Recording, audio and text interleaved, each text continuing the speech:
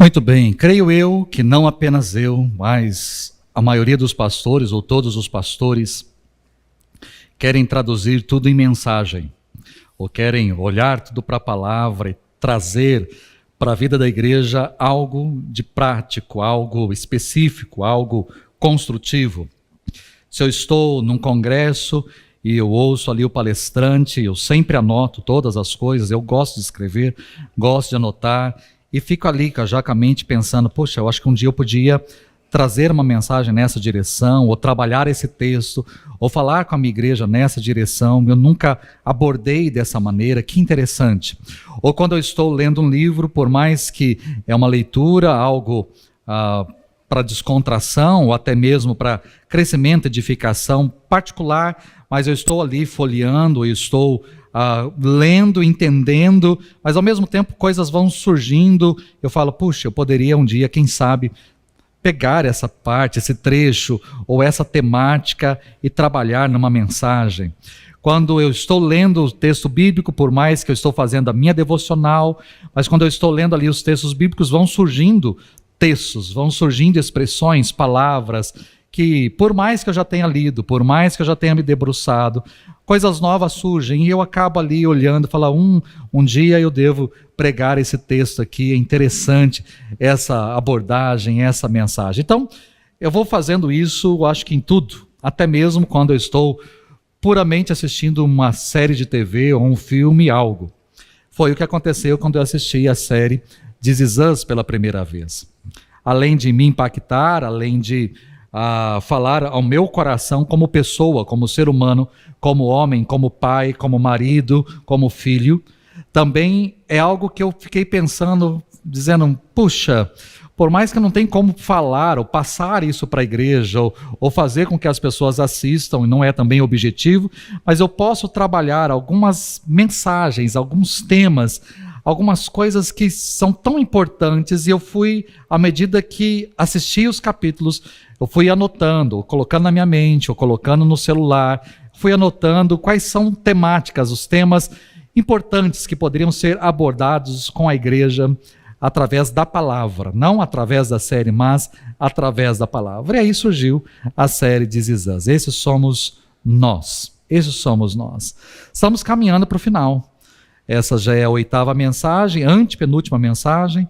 Semana que vem eu vou falar sobre, se o Senhor assim permitir, sobre ansiedade e sobre depressão. E na outra semana sobre velhice. E aí encerraremos no dia 7 de julho, nós encerraremos essa série de mensagens. E aí começaremos coisas novas aí que Deus tem trazido aos nossos corações. Mas foi uma caminhada. Se você não assistiu todas, não pôde participar, ou está chegando agora, tudo está disponível, tanto no aplicativo da igreja, quanto na nossa página no YouTube, tem todas as mensagens e você pode assistir ali e acompanhar por ali tudo que abordamos. Hoje, a temática não vai ser diferente das outras, vai uma questão muito particular, fala muito ao meu coração, e daqui a pouco eu vou dizer o porquê fala ao meu coração, mas eu espero que também Deus trabalhe a sua vida, trabalhe o seu coração. Não é algo que vai pegar provavelmente todas as pessoas, mas muitas pessoas com toda certeza serão edificadas e abençoadas através dessa mensagem, daquilo que vamos abordar, falando sobre cada versão de você. Cada versão de você. Eu não vou pedir para você abrir a Bíblia, porque o texto que vai ser projetado aí é uma versão do Eugene Peterson da Bíblia, A Mensagem. Então a sua Bíblia vai estar muito, muito diferente, mas eu gostei. A Bíblia, a Mensagem, é uma paráfrase da Bíblia, é uma tradução norte-americana, é uma paráfrase. Eugene Peterson é um excelente pastor, é considerado um dos maiores pastores que nós temos na atualidade, e ele fez uma paráfrase da Bíblia. Assim como existe a Bíblia viva, ele fez a Bíblia, A Mensagem. Então, paráfrase é ler e interpretar aquilo com as minhas próprias palavras. Então não é uma tradução literal, mas eu achei muito interessante a forma como ele colocou Romanos capítulo 12, verso de número 3. Ele diz assim: vivendo assim como cada um de vocês em pura graça, é importante que não tenham um conceito errado de vocês mesmos. É importante que não tenham um conceito errado de vocês mesmos. Eu achei interessante essa expressão, chamando o apóstolo Paulo aqui no caso, chamando a atenção dos irmãos, dos crentes ali de Roma, para que eles não tenham um conceito errado a respeito deles mesmos. Eles deveriam olhar para eles e entender quem de fato eles eram. Não ter um conceito errado, ou seja, nem além e nem a quem, mas um conceito moderado, um conceito equilibrado a respeito de si mesmo. E é por isso então que hoje nós vamos falar dentro da temática, cada versão de você, eu vou falar sobre autoestima. Essa é a temática de hoje, autoestima. Mas vamos lá. Eu quero chamar nesse primeiro momento a sua atenção para esses dois personagens aqui. Nós temos a Kate e nós temos o Kevin Pearson, dois dos filhos. Quando eu olho para a imagem deles colocado lado a lado, eu quero primeiro destacar com você quais são as diferenças que podemos notar nitidamente entre os dois.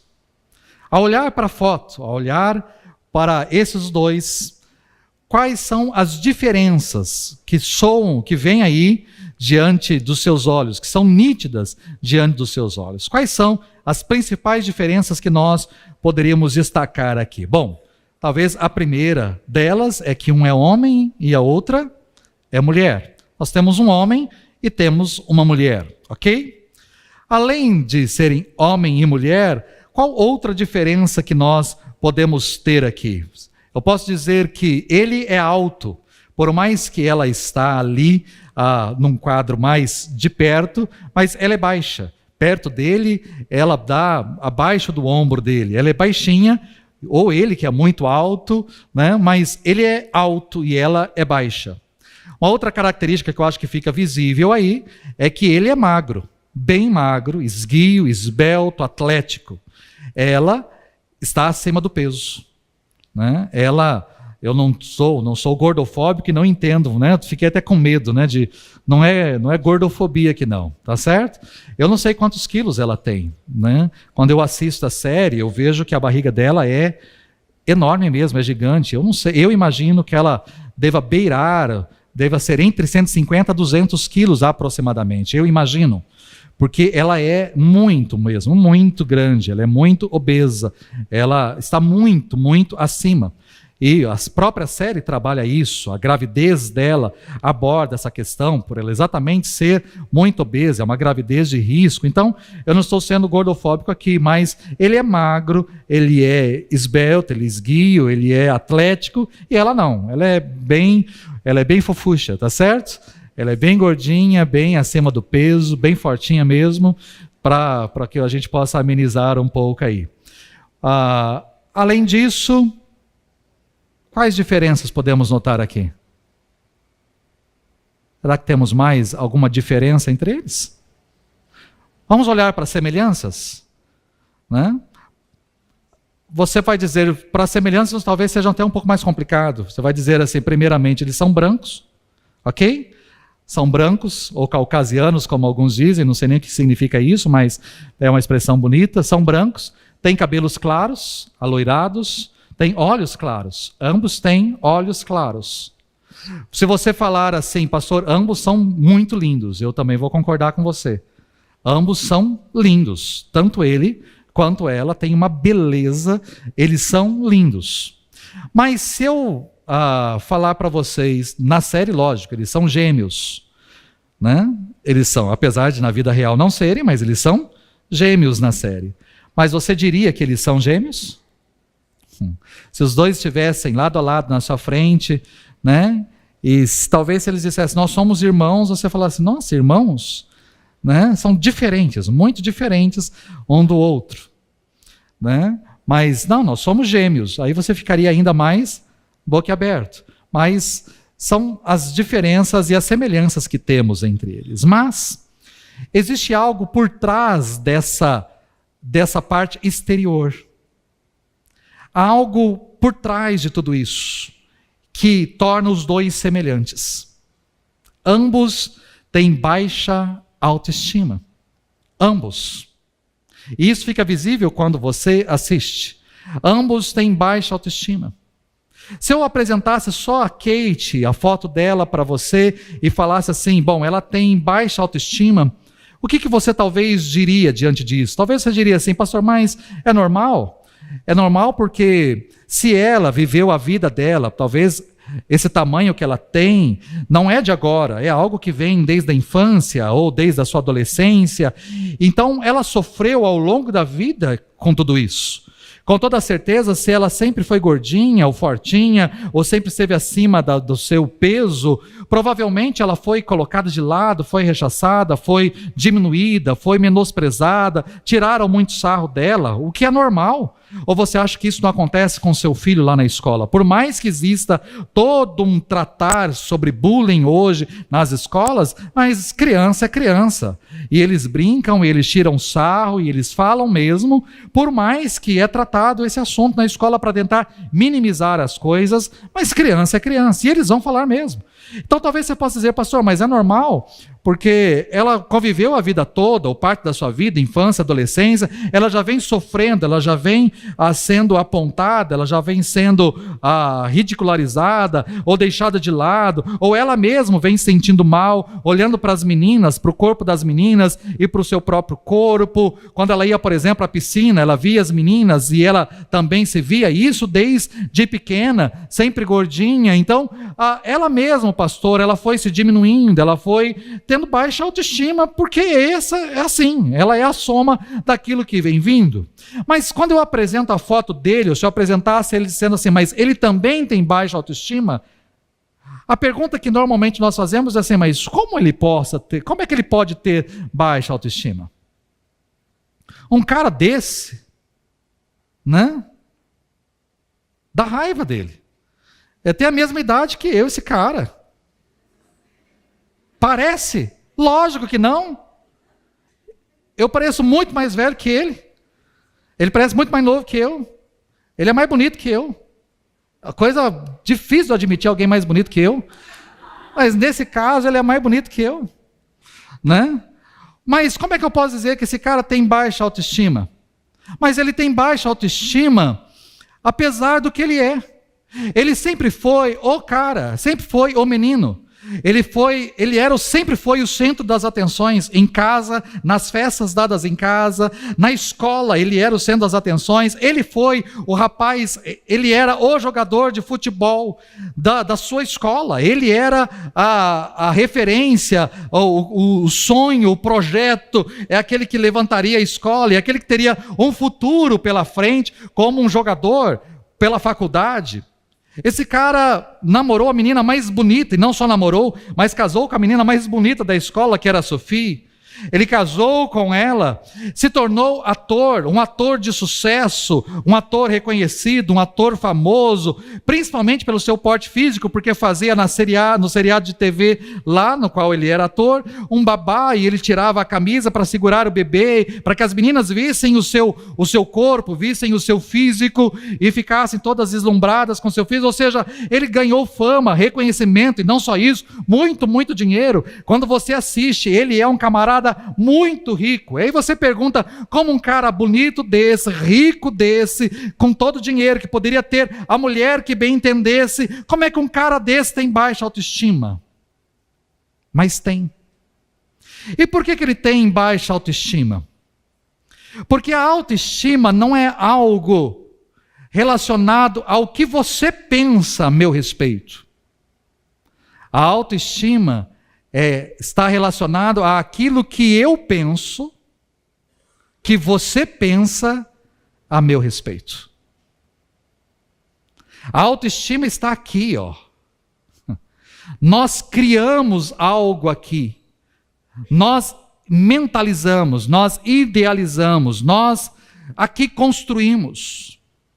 Então talvez, você já passou por experiências assim, principalmente as mulheres, talvez colocaram uma roupa um pouco mais justa, que marcou alguma coisa, e que talvez, sei lá, ou marcou a calcinha, ou um pneuzinho que você tem aí, e você, né, mas vai assim mesmo, aí você vai até o lugar, e a pessoa, quando você entra, a pessoa olhou para você. Ué, lógico, se ela não olhasse, você ia reclamar, mas ela olhou para você, e talvez na cabeça da pessoa que olhou para você, ela olhou e falou assim, nossa, que cor de roupa bonita. Olha que saia bonita, olha que vestido bonito, mas na sua cabeça ela está pensando o quê? Na sua cabeça, ela está vendo a marquinha aqui, né? Ela está vendo esse pneuzinho que está aqui do meu lado, ela está reparando, não, ela não está reparando, ela não está vendo, é algo que está aqui na sua cabeça. Isso é a questão de autoestima, é você que está construindo uma visão, é você que está construindo um conceito, é você que está construindo algo, um pensamento a respeito de si mesmo. Não é o que o outro está pensando, mas é o que eu acho que o outro está pensando. Eu acho que ele acha que eu sou chato, eu acho que ele acha que eu sou assim, não, mas você já perguntou para ele, você já entendeu, você já ouviu, mas não, você nunca perguntou, ele nunca falou, mas eu criei um conceito, eu criei uma ideia, eu criei um pensamento a meu respeito. Isso é autoestima. Quando nós pegamos a definição de autoestima é um conjunto de sentimentos e pensamentos do indivíduo sobre seu próprio valor, competência e adequação, que se reflete em uma atitude positiva ou negativa com relação a si mesmo. Autoestima é um conjunto de sentimentos, é o que eu sinto, é o que eu penso sobre mim mesmo, sobre o meu valor, sobre aquilo que eu acho que eu sou. E aí eu crio isso, eu conceituo isso e vivencio isso na minha vida. Né? Talvez muitos foram construindo essa autoestima baseada em frases, em palavras, em expressões. Algumas pessoas provavelmente já ouviram coisas absurdas, e começa lá na infância, né? Coisas absurdas dos seus pais, coisas absurdas de primos, coisas absurdas de tios, coisas absurdas de amigos, coisas absurdas de professores. Talvez muitos ouviram, você não presta para nada, você não serve para nada, você não vai dar nada, você não aprende nunca, você é burro, você não tem condições, não, deixa aqui que eu faço, porque você nunca vai conseguir fazer, você não é competente para isso, você não tem jeito para isso, você nunca vai dar, coisas assim. Talvez nós fomos bombardeados, talvez muitos foram bombardeados ao longo do tempo com frases, com expressões, e essas frases, expressões ficaram gravadas. Ou seja, eu não vou tentar mesmo, eu não vou fazer mesmo, porque aí é a imagem que eu criei de mim. Diante daquela frase, diante daquilo que foi dito, eu tomei posse daquilo, eu trouxe para mim aquilo, e de fato, eu me enxergo como incompetente, eu me enxergo como incapaz, eu me enxergo como inválido, eu me enxergo dessa maneira. Eu nunca vou dar, eu nunca vou conseguir, eu nunca vou namorar, eu nunca vou sair de casa, eu nunca vou conseguir um trabalho bom, eu nunca vou. Ele fica com isso dentro de si, porque foi dito várias vezes isso, e ele absorveu tudo isso e trouxe para dentro e construiu a sua imagem. Então ele tem uma baixa autoestima, e quando é delegado algo, colocado algo para ele, ele se retrai, ele não consegue, ele treme, ele se assusta. Por quê? Porque eu não vou conseguir, porque já me disseram que não. E de fato, ele se trava tanto que na hora que ele vai tentar, ele não consegue, porque isso foi construído ao longo do tempo. Frases, palavras, expressões foram construídas ao longo do tempo. Então criou-se uma imagem, um estigma daquilo que de fato eu sou, aos meus olhos. Por mais que as outras pessoas que estão ao meu redor, eu mudei de setor, eu mudei de emprego, quando eu chego na empresa, ninguém me conhece, ninguém sabe a meu respeito, mas eu começo a imaginar que os outros também imaginam a meu respeito. E por mais que ninguém saiba nada de mim, daqui a pouco está todo mundo pensando exatamente aquilo que eu acho que eu sou, não porque eu sou, mas porque eu vivencio aquilo na minha vida, e as pessoas começam a enxergar literalmente aquilo em mim. Você vai falar assim, pastor, mas essa palavra é banal demais. Eu vou dizer para você que não é. Não é banal porque existem pessoas aqui, Existem, não vou falar pessoa, eu vou falar pessoas aqui que não se amam. Existem pessoas aqui que não gostam da imagem que vem no espelho. Existem pessoas aqui que não se aceitam, não gostam do seu cabelo, não gostam da cor da sua pele, não gostam de partes do seu corpo. Algumas coisas é possível mudar. Eu não gosto do meu cabelo, ele é todo encaracolado, pronto, uma chapinha resolve, dá uma alisada aqui, pronto, tá certo? Passa uma Lisabel e resolve o negócio, tá certo? Nem sei se existe isso ainda, e resolve o negócio, fica maravilhoso, lindo, né?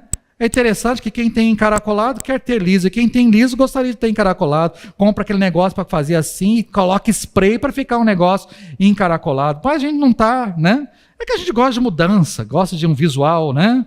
O homem é feliz, é isso daqui, né? E aí, tem gente que tenta me deixar para baixo, pastor, está ficando careca, E não está na Bíblia, mas poderia estar, que é dos carecas que elas gostam mais, e ótimo. Estou feliz, irmão, estou realizado, satisfeito. Se cuida do seu cabelo, que do meu eu cuido, enquanto eu tenho.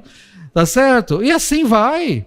Quando eu olho, tem gente que não gosta da sua careca, não gosta do seu... Por que não?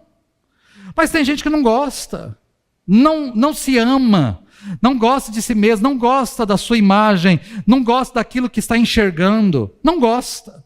Então não é uma palavra banal, porque tem muitas pessoas assim, dentro da igreja. Muitas pessoas que não gostam do seu corpo. Né? Eu vou falar algo meu, particular, por isso que eu falo que é uma palavra que fala ao meu coração. Eu nunca fui, assim... Hoje você olhando para mim, assim, esse cara... Né? Você pensa nos ciúmes que aquele tem de mim, louco. Que desse jeito, assim, eu não vai achar em lugar nenhum mais, nunca. Assim não. Mas, querido, só para você ter uma noção, eu não me aceitava quando criança e adolescente. Eu era muito magro. Existe uma música antiga, não sei se é do Rebanhão, sei lá, que dizia que eu era magro que dava dó. Meu paletó listrado era de uma listra só. Né? Mas Jesus entrou no meu deserto. Né? É uma música antiga, um baião interessante. Mas eu era magro. Quando eu me casei aos 19 anos, com 1,74 m, que é a minha altura, eu tinha 49 quilos. Nossa! Aplaudam a Keila, por favor, né? Aplaudam a Keila, porque... Cara, 49. Né? 49. Tem uma foto minha no casamento que eu estou de lateral, aparece a Keila, que está de lá, aparece ela. Parece que eu estou de cabelo comprido, todo encaracolado, eu que estou com véu. Não, eu estou de lado, não dava para... Entendeu? Tudo bem, hoje eu sou gordo? Não, hoje eu tenho barriga, não tenho, eu tenho história. Eu não tenho, né? É diferente, hoje é diferente. Vai falar que eu sou um cara gordo? Não, eu estou, né, com muita história para contar. Com calo, é que eu não estou utilizando mais púlpito, né? Senão seria calo de púlpito. O pastor tem calo de púlpito, de ficar relando a barriga no púlpito aqui. Mas eu era muito magro. Eu lembro, por mais que eu conheci Jesus na minha infância, aos 6, 7 anos, eu me lembro de uma aula de escola dominical, onde a professora estava falando, eu já era adolescente, e a professora estava falando sobre o nosso corpo e sobre nós nos aceitarmos. Isso, estou falando de início da década de 90, final da década de 80. E de nós nos aceitarmos e de nós nos amarmos. Era uma aula de escola dominical. Né? E aí eu não gostava, principalmente uma parte do corpo que eu não gostava, minha era das minhas pernas. Minha perna é fina. É fina. Eu, por mais que eu fizesse academia, a minha perna continuaria sendo fina, porque o meu pai tinha perna fina, a minha mãe tem perna fina. Se eu nascesse com perna grossa, eu não seria nem do pai, nem não. Alguma coisa teria de errado. Perna fina com perna fina, biologicamente vai dar perna fina. Eu vejo assim, o meu irmão tem perna fina, casou com minha cunhada, tem perna fina. O meu sobrinho é personal. Pensa no cara com corpo igual ao do Kevin, personal, mas a perna dele é fina, né? E quando eu olho para ele todo malhado, eu vejo, está todo malhado, mas ele continua não tendo aquilo que eu também não tenho, que é perna, né? Então, eu não aceitava, eu olhava para os outros garotos, eu olhava para os outros meninos, e eu não me aceitava, eu usava calça muito larga, camiseta muito larga, tudo muito largo, porque eu era puro osso, né? E eu não me aceitava. Até que a professora, na escola dominical, falando sobre o Salmo 139, o verso 14, diz que o Senhor me fez de forma assombrosamente maravilhosa. E os seus olhos estavam sobre mim, ainda quando eu era uma substância informe. E ali a professora pôde dizer o seguinte, né, ministrando para os adolescentes: Deus fez vocês. Vocês foram feitos por Deus, do jeitinho que vocês são. E depois eu fui conversar com ela, falei, mas eu não aceito, eu não gosto, eu olho para mim, eu não... Ela falou assim, mas Deus fez você, a primeira coisa, Deus fez você assim. Se Ele quis você magrinho, Ele fez você magrinho, desse jeito, porque Ele quis você assim, Ele planejou você assim, Ele projetou você assim, Ele sonhou com você assim, Ele fez você assim, para ser assim. Né? E aí ela olhou bem nos meus olhos e falou assim, e por mais que você não goste das suas pernas, tem muito menino por aí, numa cadeira de roda, que gostaria de ter a perna que você hoje está dizendo que não quer ter. Aquilo me quebrou. A partir daquele momento eu me aceitei. E comecei a entender isso. Então repare, eu estou falando de algo no final da década de 80, início da década de 90. Mas existem muitas pessoas hoje aqui assim. Eu não aceito, eu não gosto de mim. Eu não aceito. Existem muitas pessoas que estão aqui e se sentem inferiores. Inferiores por conta da cor da sua pele, se sentem inferiores por causa do bairro onde moram, se sentem inferiores por causa do carro que dirigem, se sentem inferiores por causa do trabalho que têm, se sentem inferiores. Algumas se sentem inferiores por conta da sua capacidade. Eu nunca fui um bom aluno, eu nunca fui o melhor da classe, eu nunca tirei as melhores notas, eu nunca fiz. Ok, você talvez não tenha o brilhantismo, o QI, a capacidade que outros na sua classe tiveram, mas você estudou, você se formou, ou você fez, ou você está trabalhando hoje, mas tem gente que se diminui por isso, tem gente que se sente inferior, que olha para os outros de baixo para cima, como se todos fossem grandes, e ela é aqui, pequenininha, um nada, um ninguém. Tem muita gente da igreja assim. A baixa autoestima, ou até mesmo a falta, pessoas que não avançam, pessoas que não progridem, pessoas que não caminham para frente, exatamente porque se sentem muito mal consigo mesmas, inferiores. Se você não se sente assim, se você está feliz com o seu corpo, se você se olha no espelho e se realiza, se você está feliz com a sua intelectualidade, se você está feliz onde você mora, com a cor que você tem, com a classe social que talvez você esteja feliz e realizado, amém, glória a Deus por isso, e siga assim. Mas existem muitas pessoas no nosso meio que é exatamente o contrário. E a minha palavra não é apenas, não banal, como também ela não é uma questão de autoajuda. Eu não estou aqui para trazer uma palavra de autoajuda. Não estou. Não estou. Porque Jesus tinha preocupação com você. Ele tinha essa preocupação com você. Sabe quando eu pego isso, onde eu percebo isso? Quando Jesus, por exemplo, fez o resumo dos mandamentos, como é que ele fez o resumo dos mandamentos? Primeiro mandamento, nós devemos amar a Deus acima de todas as coisas. Mas qual é o segundo mandamento? Nós devemos amar o próximo como? Eu tenho que amar o próximo como eu amo? Agora, como é que eu vou amar o outro se eu não me amo? Ou seja, Jesus não está apenas dizendo assim, ame a Deus e ame o próximo. Não é só isso que resume. Não é amar a Deus e amar o próximo. É amar a Deus acima de tudo. Tem sequência. É amar a Deus acima de tudo. Com todas as suas forças, com todo o seu entendimento, com todo o seu coração. É amar a Deus acima de tudo. Com intensidade. Mas eu tenho que amar o próximo como eu amo a mim. Então, para eu amar o próximo, eu preciso me amar. Assim como, por exemplo, o apóstolo Paulo, quando ele está falando com os maridos, em Efésios capítulo 5, ele está dizendo para os maridos amarem as suas esposas. Mas como é que eu tenho que amar a minha esposa? Como é que eu tenho que cuidar da minha esposa? Eu tenho que amar a minha esposa como eu amo a mim mesmo. Como é que eu tenho que cuidar da minha esposa? Como eu cuido de mim mesmo. Agora, e se eu não cuido de mim? E se eu não me amo? Como é que eu vou amar a minha esposa? Deu para entender?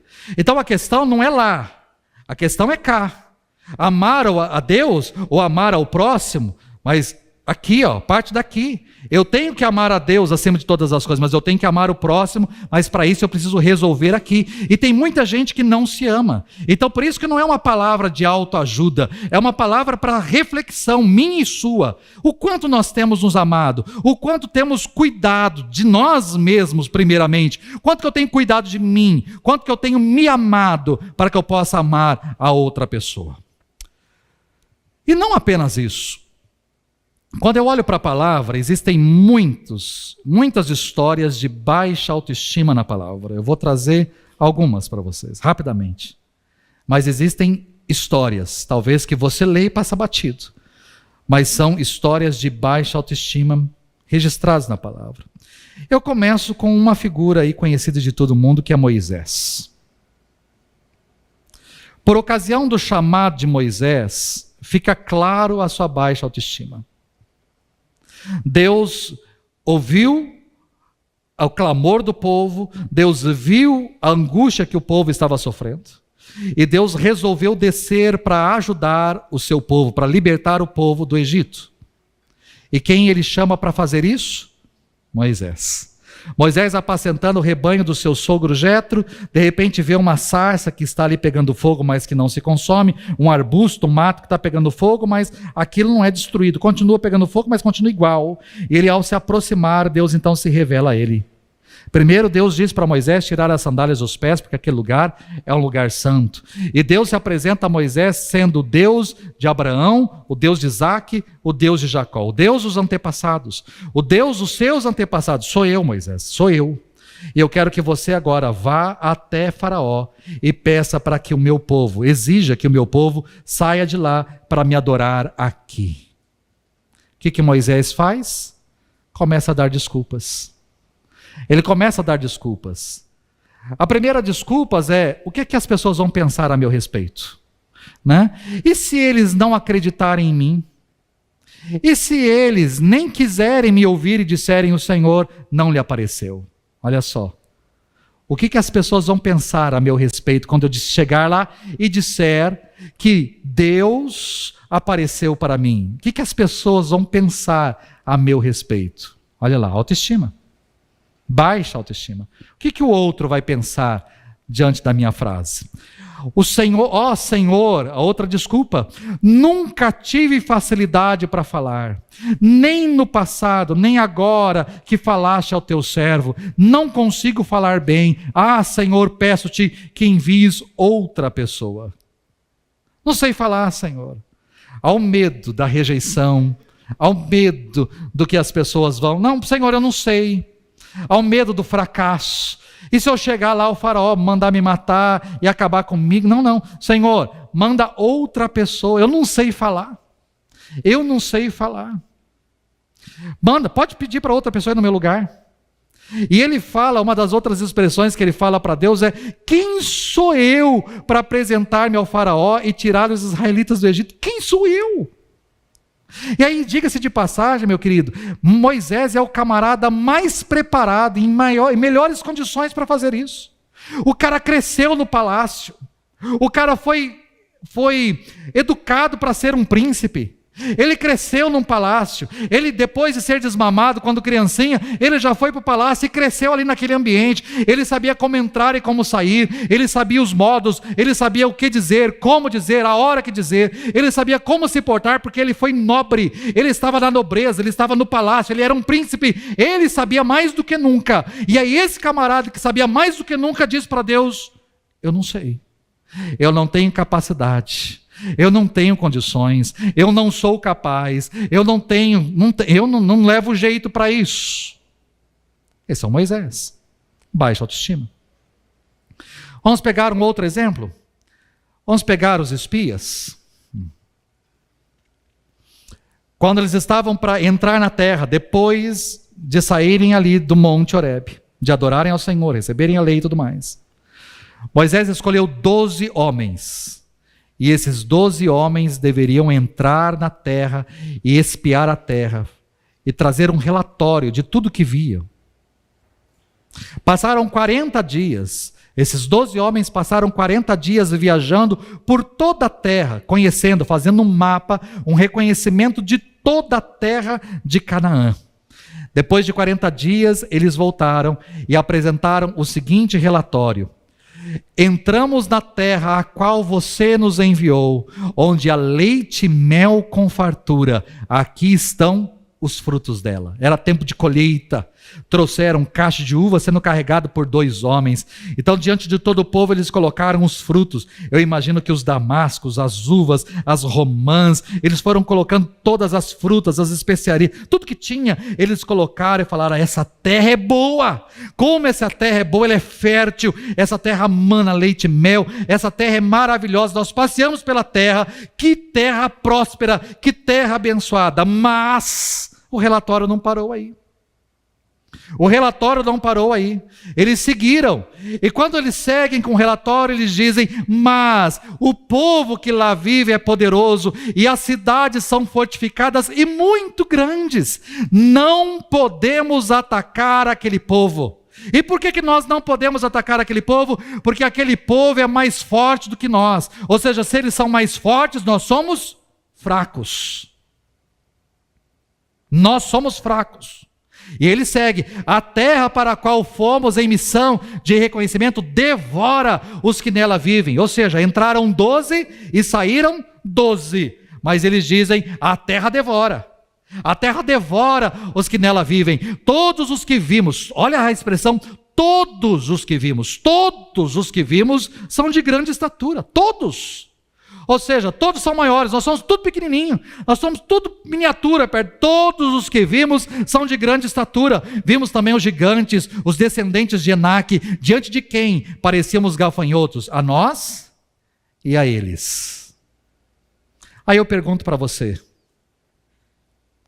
você acha que em algum momento, quando eles estavam passando pela estrada ou passando por uma cidade, um grupo de gigantes reunidos tomando uma cerveja, aí os gigantes estavam ali reunidos tomando cerveja, olharam assim e falaram assim: olha lá, tá vendo aqueles caras lá? Ó, tá vendo aqueles caras? Não parece tudo um bando de gafanhoto? Não parece gafanhoto? Olha lá, não é? A impressão minha é tudo gafanhoto. É gafanhoto, é gente. Você acha que algum gigante falou isso? Não. Nenhum gigante falou isso. Ninguém falou isso. O que é? Aqui. Nós olhamos para o gigante e enxergamos eles são grandes demais. Se eles são grandes demais, nós somos pequenos. E somos tão pequenos perto dele que nós parecemos até um gafanhoto. Somos um gafanhoto. Ou seja, é a visão que eu faço de mim mesmo. Nenhum habitante daquela terra chegou para eles e olhando assim, falando assim: vocês são pequenos, vocês não passam de gafanhotos. Ninguém fez isso, mas eles olharam para o alto, para os gigantes, e se acharam gafanhotos. E não só se acharam gafanhotos, nós nos achamos como gafanhotos, mas nós também achamos que eles também acham que nós somos. Baixa autoestima. E a história nós já conhecemos.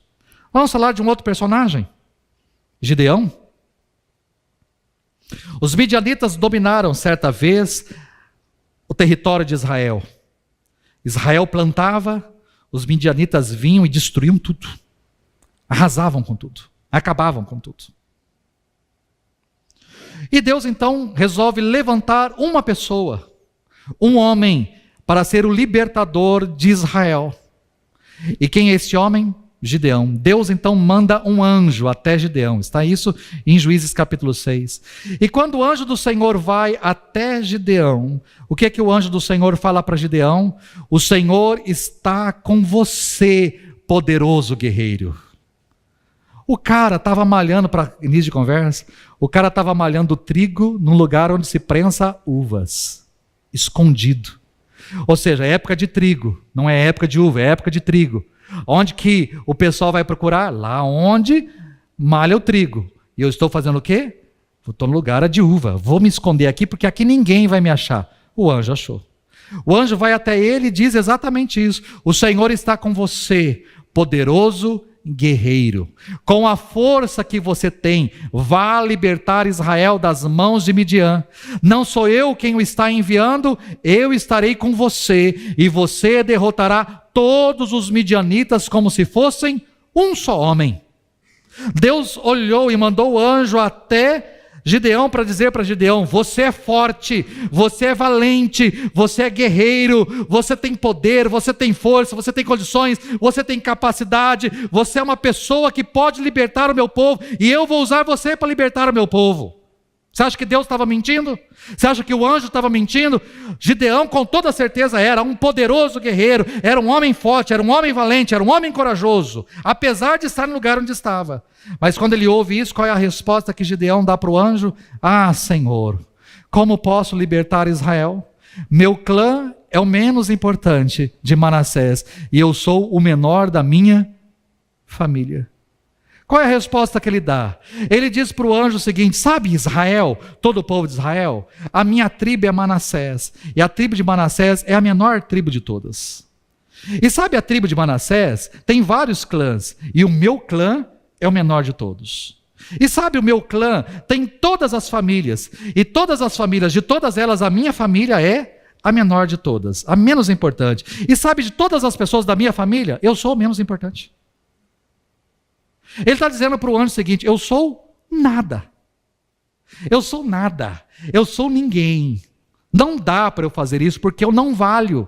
Eu não valho a pena. Eu não tenho condições de ir porque eu sou o menor. O menor do menor do menor do menor. Eu sou absolutamente nada. Tem muita gente em Israel que é forte, que é poderosa, que é guerreira, que é valente, tem muita gente, mas eu não sou essa pessoa, porque eu não valho nada. Eu não tenho condições. Baixa autoestima. Pergunta: foi feita alguma pesquisa em Israel para saber qual era, para fazer uma eleição, ou uma pesquisa, uma eleição em Israel para saber qual era a menor tribo, qual era o menor clã, qual era a menor família, e qual era a pessoa mais... Não, nunca foi feito. Está aqui, ó. Talvez gente que disse para ele a vida toda: você não vai dar nada, rapaz. Ah, daqui que eu faço. Não, vou lá, eu que vou lá fora ver, porque esse cara não tem coragem. Ele é um medroso, ele é um covarde. Não, deixa que eu vou. E coisas assim. Talvez, mas aqui, ó. E por fim, esses dias eu me deparei com a história de Saul. E exatamente o momento em que Saul foi chamado para ser rei. Chamado para ser rei. Quando ele se encontrou com o profeta Samuel disse para ele: a quem pertencerá tudo que é precioso em Israel, senão a você e toda a família de seu pai? Eu infelizmente não coloquei aí o texto, mas o versículo seguinte, ele responde o seguinte: eu sou benjamita. A minha tribo é a menor, o meu clã é o menor, e eu sou o menor na casa do meu pai. Eu já ouvi essa expressão em algum lugar. Ele copiou Gideão, Ctrl+C, Ctrl+V. É a resposta que ele dá no verso 21. Mas tudo bem, ele é ungido rei. E aí chegou o momento de apresentar o rei. Chega o momento de apresentar o rei. E essa história, irmãos, eu já li várias vezes a Bíblia, mas eu nunca reparei num detalhe que aí está. Então Samuel reuniu todas as tribos de Israel, e a tribo de Benjamim foi escolhida por sorteio. Em seguida, Samuel reuniu cada família da tribo de Benjamim, e a família de Matri, ou seja, o clã de Matri, foi sorteada. Por fim, dentro desse clã, Saul, filho de Quis, ou seja, dentro da família de Quis, ele foi escolhido dentre eles. Houve um sorteio. Vamos tirar o sorteio para ver quem que é o rei? Vamos tirar aqui. Benjamim, tribo de Benjamim. Muito bem, qual clã? Vamos escolher lá. O clã de Matri. Dentro do clã de Matri, qual a família? A família de Quis. Tá, dentre os filhos de Quis, quem é que vai ser o rei? Saul. Assim que aconteceu. Bem, quando o procuraram, então Saul é o rei, quando o procuraram, não encontraram. Por isso perguntaram ao Senhor: ele já chegou? O Senhor respondeu: está escondido no meio da bagagem. Eu nunca vi isso na minha vida. Eu já li várias vezes a Bíblia, eu nunca vi o Saul escondido no meio da bagagem. Eu nunca tinha reparado isso. Escondido no meio da bagagem. Eles correram até lá e o trouxeram. Era tão alto que os outros chegavam apenas aos seus ombros. Samuel disse ao povo: este é o homem que o Senhor escolheu para ser o seu rei. Não há ninguém semelhante a ele em todo Israel. E todo o povo gritou: viva o rei! No entanto, alguns desocupados debochavam: esse sujeito nunca nos salvará. Desprezaram Saul e se recusaram a lhe trazer presentes. Quando eu olho para essa história, aí eu percebo a baixa autoestima. O camarada ele já responde: eu sou nada, eu sou benjamita, minha tribo é menor, o meu clã é menor, minha família é menor, eu sou menor, eu não sirvo para isso não, eu não posso ser rei. Mas o Samuel não está nem aí, Deus deu a ordem, é ele e pronto, acabou. Derramou azeite na cabeça do cara, falou: é você o rei, e amanhã a gente dá a posse para você. Quando chega no dia da posse, ou seja, o camarada já foi ungido rei, ele sabe que é rei, ele já foi colocado nessa função. Quando procuraram, onde ele está? No meio da bagagem, escondido. Irmãos, eu fico imaginando. Imagina o conselho da igreja. Queremos apresentar os irmãos o novo pastor da igreja. Queremos chamar o pastor Wagner. Queremos apresentá-lo à igreja. Cadê o pastor Wagner? Pastor Wagner? Cadê o pastor Wagner? Vamos consultar o Senhor, igreja pentecostal. Senhor, revela, o pastor Wagner está entre nós. E aí levanta o irmão na igreja e fala assim: está escondido atrás do trailer. Aí vão lá, eu estou lá atrás do trailer escondido. Me pegam lá atrás do trailer e traz aqui. Queridos, me desculpa, mas eu estaria entre aqueles que debocharam. Se o camarada não tem capacidade de tomar posse, você acha que ele vai ter a capacidade de me libertar quando? Se o camarada não tem a capacidade de assumir o trono, quando ele for para uma guerra, o que vai ser de nós? Baixa autoestima. Talvez, e o camarada tinha condições? Lógico que tinha, tanto é que foi vitorioso em muitas batalhas e muitas guerras. Mas o fato dele ter escondido fez com que outras pessoas tivessem a visão que de fato ele tinha de si mesmo. Eu não sou capaz, eu não sou competente. Bom, pastor, o que fazer então? Eu não gosto de mim, eu não gosto do meu corpo, eu me sinto inferior, ou eu acho que eu não sou capaz, eu acho que eu não sou competente. Quando alguém pede para eu fazer algo, eu corro, eu fujo, eu não assumo, eu não quero saber. O que eu tenho que fazer então? Eu quero dar 4 dicas para você, baseado nos 4 personagens. O que Moisés me ensina? Se Deus escolheu você para algo, Ele vai capacitar você.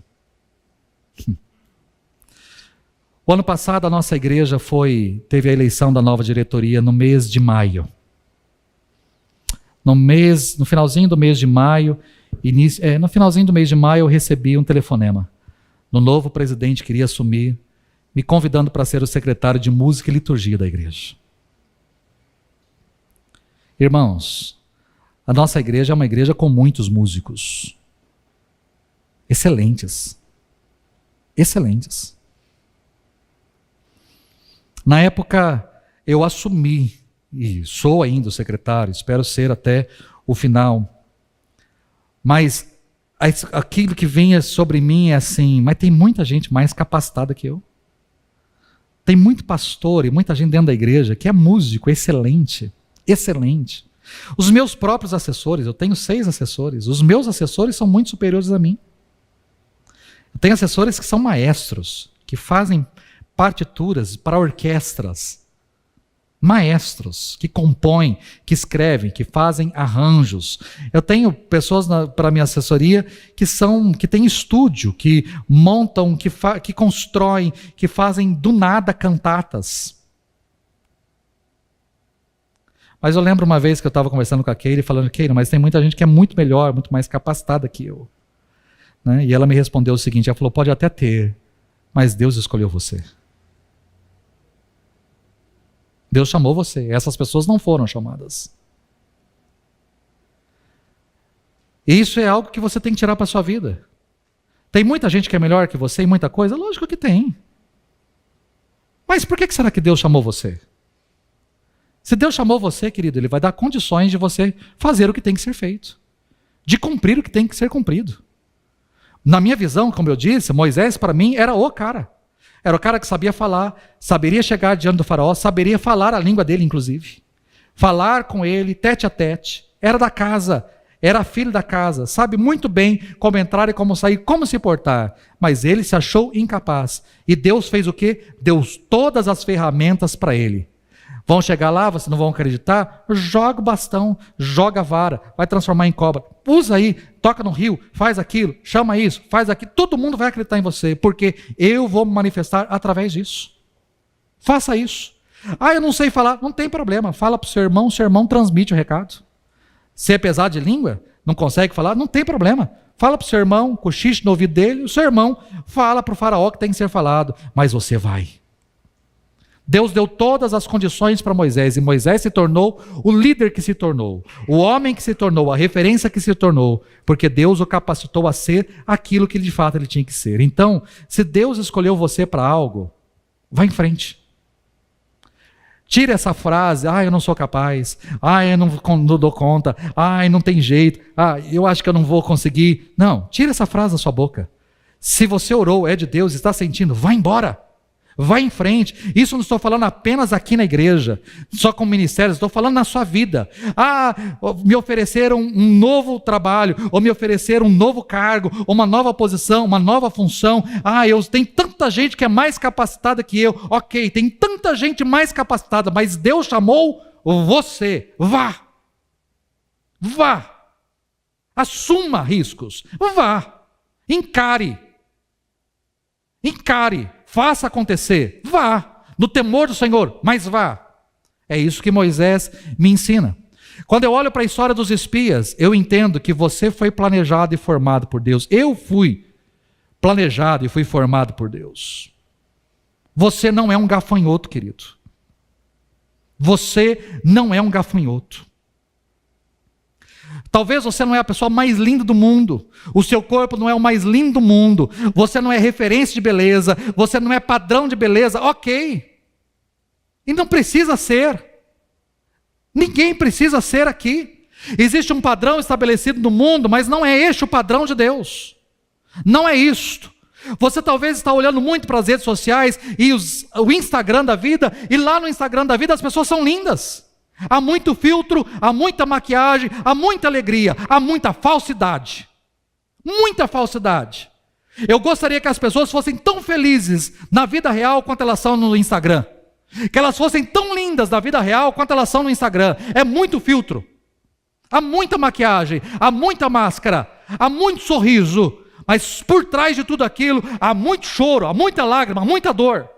E você está comprando aquilo que é vendido para você. Eu quero ser tão bonita quanto ela, eu quero me vestir tão bem quanto ele, eu quero ter a vida que ele tem, eu quero ter o sorriso que ele tem, eu quero ter a casa que ele tem, eu quero ter os bens que ele tem, eu quero estar no lugar que ele tem. Como se isso fosse resolver a sua vida. Olhe para a sua vida, olhe para aquilo que Deus deu para você. Olhe para você. Você pode não ser padrão de beleza, mas ninguém está pedindo, e não tem padrão de beleza para entrar no reino dos céus. Não é exigido isso. Só vai entrar no céu quem é top, quem é loiro, dos olhos azuis, magro, esguio, alto, com 1,78 m ou com 1,90 m. Não tem isso para entrar no céu. No céu vai entrar o negro, o branco, o amarelo, o vermelho. No céu vai entrar com cabelo liso, com cabelo encaracolado, sem cabelo. No céu vai entrar o gordinho e o magrinho. No céu vai entrar todo aquele que foi lavado e remido no sangue do Cordeiro. Ponto. É isso que entra no céu. Não se preocupe com o que o mundo está querendo colocar goela abaixo em você. Não coloque isso na sua cabeça. Você foi planejado por Deus, você é plano de Deus, projeto de Deus. Deus sonhou com você, Deus projetou você, lá no ventre de sua mãe, Deus projetou você. Talvez os seus pais não, talvez para os seus pais foi um acidente, mas nunca você foi um acidente. Deus sonhou com você, projetou você, projetou você, construiu você, formou você, trouxe você à vida. Você é imagem e semelhança do Deus Altíssimo, você foi feito por Ele, tem o fôlego de vida dEle dentro de você. Então valorize isso que você tem. Você não é um gafanhoto. Você não é um gafanhoto. Olhe bem para a sua vida. Tem muita gente se comportando como um gafanhoto, olhando para os gigantes, querendo ser gigante, mas Deus não te quer como gigante, mas você também não é um gafanhoto. Não é. Você talvez pode ser um menino ruivo, de belos olhos e boa aparência, mas é um menino ruivo, de belos olhos e boa aparência, que coloca uma pedra na funda e que derrota um gigante. Muitos queriam ser como Golias, muitos queriam ser aquele homem que tem um vozeirão, que fala e todo mundo corre, mas bastou um menino com autoestima, que botou o gigante abaixo. O gigante vinha com lanças, com couraça, com capacete, com escudo e com tudo mais. O Davi foi sozinho, com uma pedra e com uma funda, e em nome do Senhor dos Exércitos, ele botou o gigante no chão e cortou-lhe a cabeça. Por quê? Porque ele sabia muito bem quem ele era e o Deus a quem ele servia. Então, querido, você não é um gafanhoto, você não é um gigante, mas você também não é um gafanhoto. Deus fez você, então se coloque no lugar que Deus fez você, assuma que você é. Pode não ser o padrão que o mundo coloca, mas seja feliz do jeito que você é. Muita gente gostaria de ser quem você é, ou de estar no lugar que você está, ou de ter o corpo que você tem, e de ter a vida que você tem. Muita gente, com toda certeza, gostaria de estar, ou gostaria de ter, e não tem. E você está reclamando daquilo que tem. Então, os espias me ensinam isso. Quando eu olho para a história do Gideão, eu aprendo que os padrões de Deus são bem diferentes dos nossos. São bem diferentes. Porque Deus não olha o externo, Deus olha o coração. Foi isso que ele disse para o Samuel: Samuel, você vai olhar para o Davi, e você vai olhar para o Davi e falar: ai, Senhor, tem certeza? Tem certeza que é esse menino? Eu não olho a aparência, eu olho o coração. Meu padrão é diferente. O meu padrão é diferente. Então, Samuel, pense diferente. Entenda isso, queridos. Os padrões de Deus são diferentes dos padrões estabelecidos neste mundo. E Gideão me mostra exatamente isso. Ele se achava um covarde, ele se achava um nada, ele se achava um ninguém, mas Deus achava que ele era um poderoso guerreiro, um homem capaz de vencer, e foi. Ele e 300 venceram 125 mil num só dia. Porque os padrões de Deus são diferentes. E por fim, com Saul eu aprendo que Deus tem um propósito específico para a sua vida. E se Deus tem um propósito, não adianta fugir. Se Deus tem um propósito, não adianta correr. Se Deus tem um propósito, não adianta se esconder. Não adianta. Deus tem um propósito para a sua vida? Não adianta. Conversa com Jonas. Não adianta. Não adianta descer até o porto, comprar uma passagem, entrar no navio rumo a Tarsis. Se Deus te quer em Nínive, Ele manda a tempestade, Ele manda a baleia, Ele faz você ser vomitado na praia e Ele te leva para onde Ele quer. Não adianta fugir. Não adianta se esconder. Se Deus tem um propósito, não adianta. Então, por mais que você fale, eu não sei, você não sabe. Então vai conversar com aquele que sabe. Então entregue a sua vida para aquele que sabe. Coloque a sua vida nas mãos daquele que sabe, daquele que pode. Coloque todo o seu ser diante dele. Eu não sei se sou capaz. Você não sabe? Então coloque diante de Deus. E se Deus disser e mostrar para você que você é capaz e que tem condições, vá, faça, não fuja. Não fuja do seu chamado. Não fuja do seu propósito. Ontem mesmo eu conversava com uma pessoa que dizia isso. Eu acho que eu tenho um chamado, eu sempre me pego de vez em quando. Está fugindo. Está fugindo. E de vez em quando Deus cobra, dizendo, ei, e aí? Então, se Deus tem um propósito, e Ele tem propósito para as nossas vidas, siga firme nessa direção. Não permita que a baixa autoestima atrapalhe isso. Se você tem baixa autoestima, mas Deus escolheu você, então Ele vai te capacitar. Antes de dizer não, vá e deixe Deus te capacitar. Ou por mais que você queira dizer, Deus não dá a mínima para suas desculpas, não. O que Ele quer, Ele vai fazer acontecer. Ele vai fazer. Não adianta você achar que é um gafanhoto.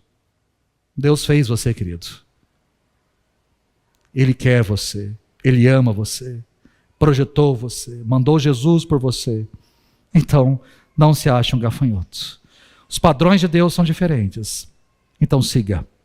Não olhando para o que o mundo diz, mas para aquilo que Deus diz. Não importa o que as pessoas falam. Importa o que meu Deus fala. Quais são os adjetivos que Deus fala a meu respeito? Tinha uma igreja lá em Laodiceia que se achava rica e abastada, que não tinha falta de nada. E Deus olha para ela e diz: você é cega, pobre e nua. Quais são os adjetivos de Deus para a sua vida? Vamos ficar em pé?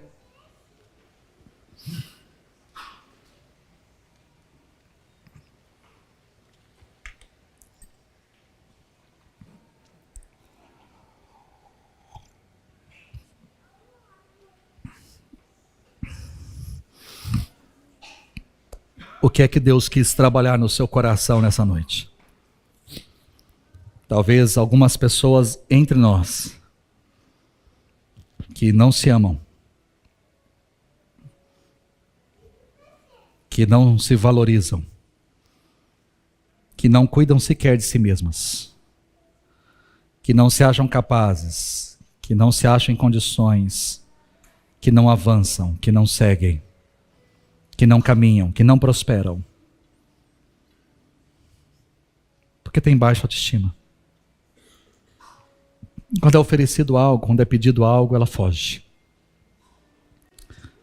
Chama outro, passa para outro, veja se outro quer.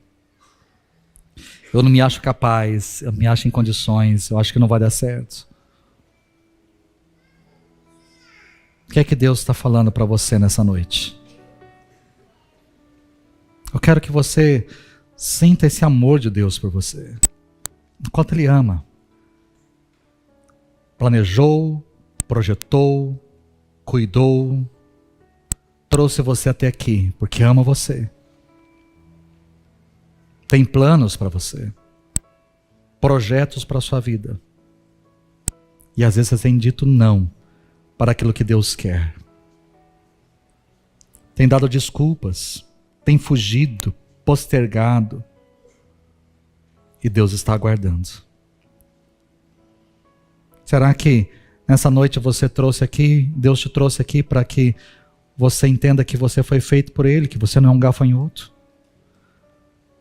que você não é tão feio quanto você imagina que é, e que você está buscando um padrão que não existe, uma beleza plástica. Pai, eu não sei o que o Senhor quis trabalhar nos corações aqui, ou como cada um chega aqui. Alguns resolvidos, alguns sem preocupação nessa direção, alguns com elevada autoestima. O que mandar eu faço, eu bola para frente, sigo, faço acontecer, assumo os riscos, vou para frente. Alguns muito temerosos, com medo, com receio. Alguns com uma imagem negativa de si mesmo. Eu não dou conta, não vai dar certo, não vou dar jeito, eu não faço parte, eu não me incluo, eu não me enquadro, eu não me encaixo, eu não consigo, eu não sou ninguém, eu não. Trate esses corações, Senhor. Teu Espírito Santo sopre e fale aquilo que eu não consegui falar. Trate os corações que precisam ser tratados pela sua palavra. Trouxemos exemplos para que a gente possa olhar para a tua palavra e entender que nós não estamos sozinhos, mas que é possível. É possível um homem pesado de língua se tornar um homem corajoso a ir à frente do faraó e libertar o povo. E não só libertar o povo, mas ver o Senhor face a face e caminhar durante 40 anos como líder deste povo. É possível um homem escondido, malhando trigo num lagar, se tornar um poderoso guerreiro de fato e apenas com 300 destruir mais de 100 mil homens numa única guerra. É possível. É possível. É possível. Então Deus trabalha a nossa vida, naquilo que precisa ser trabalhado. O Senhor tem a liberdade de trabalhar os nossos corações, as nossas vidas. Para que esse espírito, isso que às vezes tem dominado e tem nos colocado no chão, para baixo, tem nos destruído, nos consumido, que a gente consiga vencer, que a gente consiga superar, olhar-se no espelho e se amar, e olhar no espelho e chorar de alegria, porque eu tenho aquilo que muitos gostariam de ter e não têm, e eu sou aquilo que muitos gostariam de ser e não são. Que a gente tenha prazer, alegria, contentamento, satisfação na vida que o Senhor tem nos dado. Essa é a minha oração, Pai. Leva-nos para as nossas casas, em paz, em segurança. Dê-nos, Senhor, não só uma excelente noite de descanso, mas uma semana abençoada na Tua presença. É assim que eu oro, Pai. Em nome de Jesus. Amém. Que o Senhor abençoe e guarde você. Que o Senhor sorria para você e presenteie você. Que o Senhor olhe para você bem nos seus olhos e o faça prosperar. Que a graça do Senhor Jesus, o amor do Pai e a comunhão do Espírito seja sobre a sua vida hoje e para todos sempre. Amém. Deus abençoe. Vá em paz. Uma excelente semana. Em nome de Jesus.